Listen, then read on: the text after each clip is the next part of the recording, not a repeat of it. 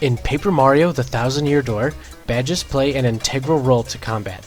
Their ability to augment both Mario and partner stats, as well as give Mario new moves, are a defining factor in your strategy and how you'll be tackling the various enemies and bosses throughout the game. What badges are good and what badges are bad is a topic that has lasted since Paper Mario 64 first released, and it's something both casual and more hardcore players discuss to this day. And now, it's time for me to add to that conversation.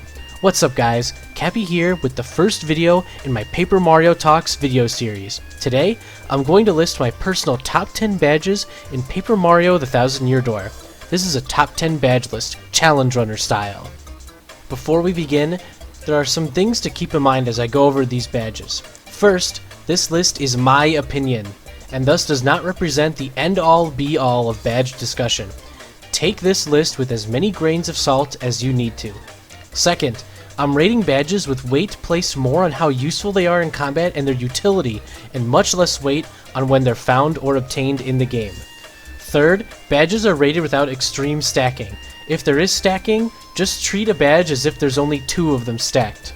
Fourth, badges are rated as if a challenge runner were utilizing them. By this, I mean that badges that lead to and are the core of optimal and easy to abuse strategies are given more weight than a badge that's more used as filler or used to round out a strategy.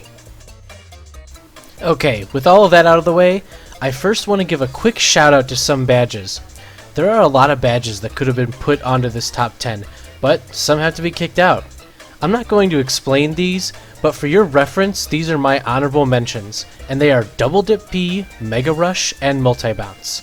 If you're interested, feel free to ask me in the comments why they're my honorable mentions. Alright, now, it's finally time for Kappy's top 10 badges in Paper Mario: The Thousand-Year Door.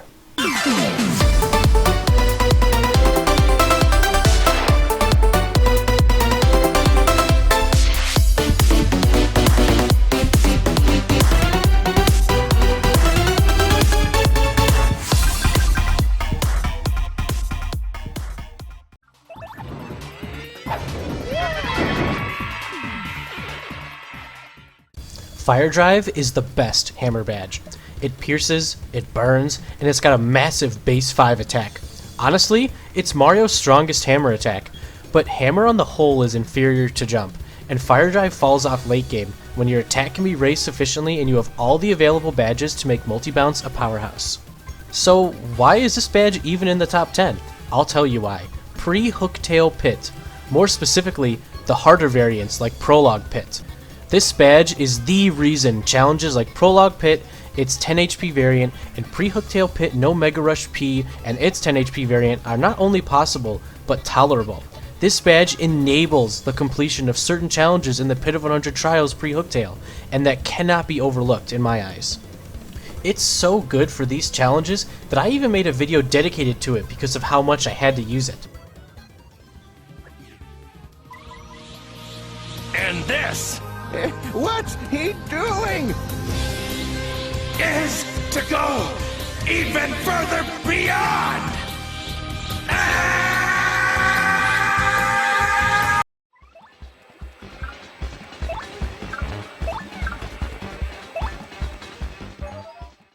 When it comes to my kind of strategic thinking, I'm all about free actions. As someone who has played Dungeons & Dragons, or any other kind of tabletop RPG, I know that free actions are a godsend in terms of action economy when it comes to combat. I see no difference here in Paper Mario: The Thousand-Year Door. Double Dip allows Mario to use 2 items at once. This can allow for some insane strategy, and with enough forethought, this badge combined with others on this list can absolutely destroy bosses and enemies alike.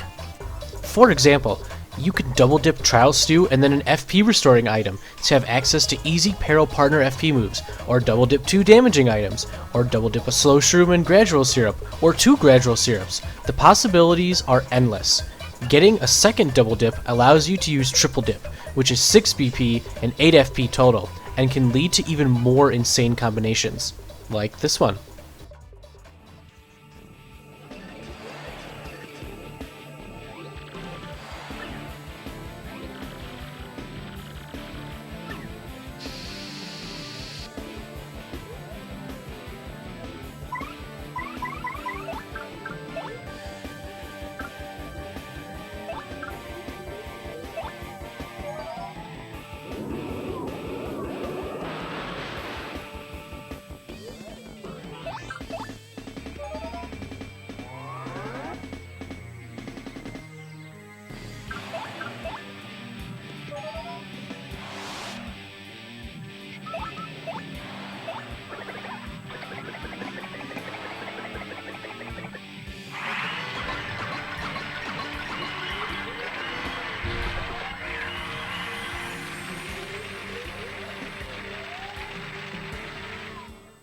At this point, you might be asking yourself, why not double dip P? That's because most of the best badges, including most of the badges on this list, work in tandem with partners better than they do with Mario, and Mario being the setup guy is not only usually more optimal, but it's safer, because Mario's the one you want to keep alive anyway. Double dipping a trial stew on Mario can lead to disastrous results if you're not careful, while doing so on a partner is generally risk-free. You can't swap out Mario in battle, but you can swap out partners.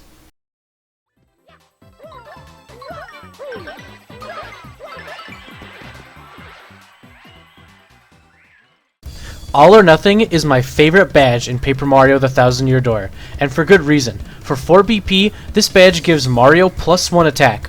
The downside? If you miss an action command, your damage becomes a whopping 0. But for challenge runners, this isn't an issue, so this essentially is a cheaper Power Plus.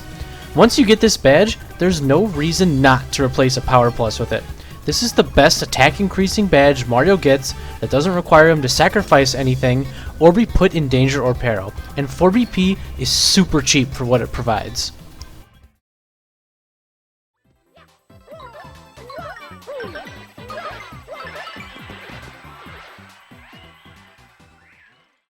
Jumpman gives a +1 to attack for Mario's jump for 2 BP at the cost of not being able to use Hammer. I didn't mention this with All or Nothing, but Jump actually gets +2 attack because each jump gets the +1 attack boost. With all of Mario's insanely powerful jump options at his disposal, like multi-bounce, spring jump, spin jump, and power bounce, he doesn't actually need hammers. This is made even more apparent when partners, special moves, and items fill the role Mario's missing with Hammer when he'd actually need it.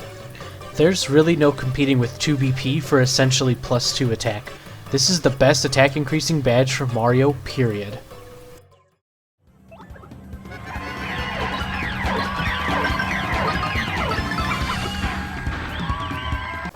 When it comes to defense, partners are much tankier than Mario because swapping one out gives you a whole other HP pool to work with. With all partners ultra ranked, you have over 200 HP that enemies have to get through collectively to truly bring partners down. Because of this, P up D down P is incredible. It gives a +1 attack boost to every single partner at the cost of all of their defense being lowered by 1, and it's only 2 BP. That's the same cost as Mario's P up D down badge. Compare this to the massive 6 BP cost of Power plus P, and it's downright insane how cheap P up D down P is. This is the cheapest and best option for increasing a partner's attack, and given the safety partners enjoy because there's 6 of them, there's no reason not to have this badge equipped.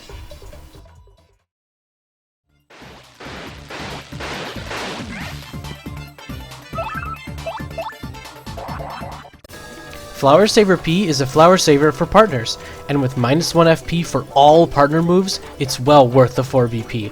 With just one, you can spam relatively low cost moves like Multi-Bonk, Lip Lock, Gulp, Mini Egg, Power Shell, and Shell Shield without running out of FP so quickly.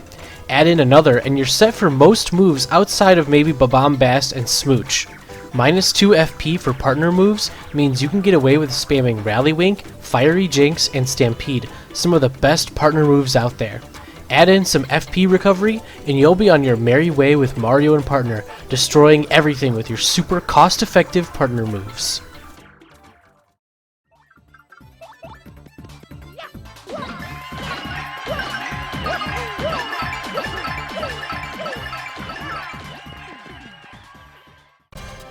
This is it, Mario's premier jumping option, for the most part. It's definitely Mario's best single target move. Mario can bounce as many times as the action command allows except for bosses, who cap you somewhere between 5 to 10 bounces. Combined with attack increases, Power Bounce becomes a monstrous display of attack. That Mega Rush and Honorable Mentions activate that badge with an All or Nothing and Jumpman, and Mario's sitting at 10 attack without any other increases. That's insane. Toss in a Power Rush and a Power Punch, plus Hot Sauce, and now you're sitting at a whopping 15 attack. Even with only 5 bounces, Mario's doing upwards of 60 damage in one Power Bounce with that much attack. The simple fact is, you can't really beat that kind of power for Mario. Even without all of the attack increasing, Power Bounce is great against normal enemies with 0 to 2 defense, depending on your boots, of course. as the caps for power bounce for normal enemies are insanely high, allowing you to potentially deal 10 plus damage to almost any enemy in just one attack. This badge is great for almost any situation, and when it comes to dealing damage with Mario, it just can't be beat.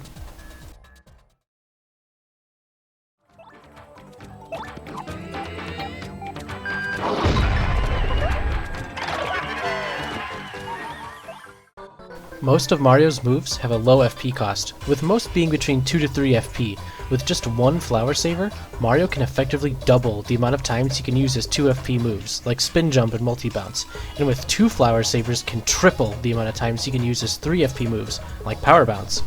Even high FP moves like Fire Drive's 5 FP and Spring Jump's 4 FP are greatly mitigated with 2 Flower Savers. Given this and the use of just one FP drain, Mario can effectively use most of his FP moves for no actual FP cost, meaning you can save your FP for partner moves. You can't beat a Power Bounce that costs nothing to use.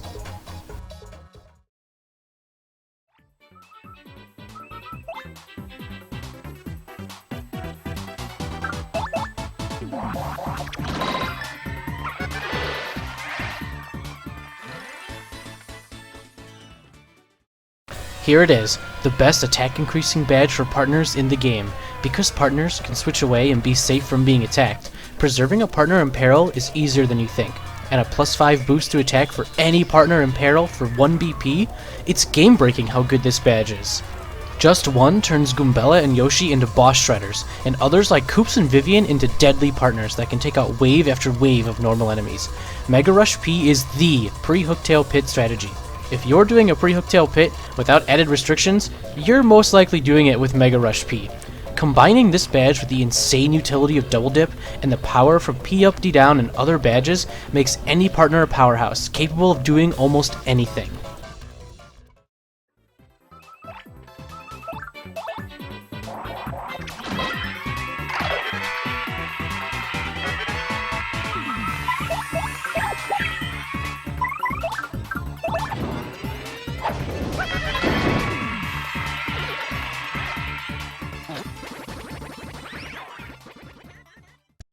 I'm sure many of you thought this was going to be here, but a lot of you may not know why.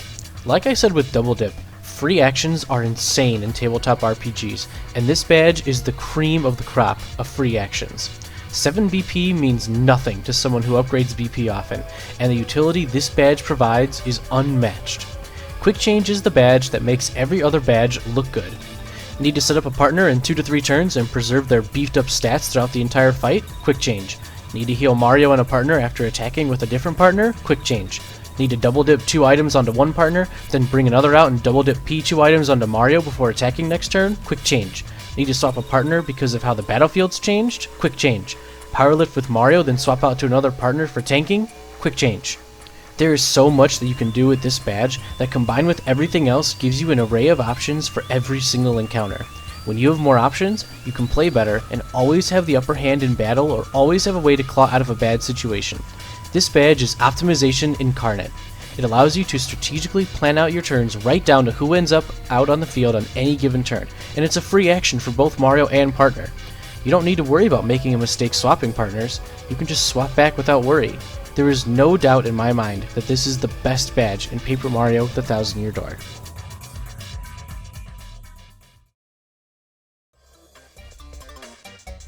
And that's my top 10 badges list in Paper Mario: The Thousand Year Door.